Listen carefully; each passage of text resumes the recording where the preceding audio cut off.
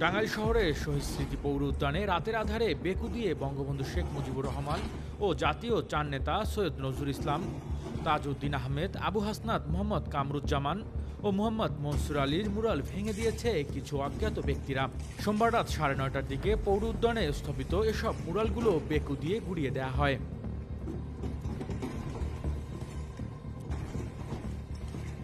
প্রত্যক্ষদর্শীরা সাংবাদিকদের জানান, হঠাৎ করে একটি বেকু পৌর উদ্যানের ভিতরে প্রবেশ করে, পরে মুক্ত মঞ্চের পাশে বঙ্গবন্ধু মুরাল ভেঙে গুড়িয়ে দেয়।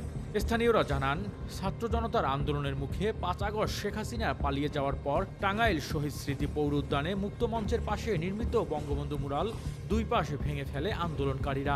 এ সময় পাশে থাকা জাতীয় চার নেতার মুরালও ক্ষতিগ্রস্ত হয়। পরে সোমবার রাতের আধারে বেকু দিয়ে তা পুরোপুরি ভেঙে দেওয়া হয়েছে। বঙ্গবন্ধু ছাড়াও এখানে জাতীয় চার নেতার ছবি সম্বলিত মুরালও ছিল। এদিকে রাতে ভাঙা হলেও টাঙ্গাইল সদর থানার পুলিশ এখনও বিষয়টি জানেন না। মঙ্গলবার সকালে টাঙ্গাইল সদর থানার ভারপ্রাপ্ত কর্মকর্তা তানভীর আহমেদ বলেন, পৌর উদ্যানে স্থপিত মুরাল ভাঙার বিষয়টি এখনও জানি না।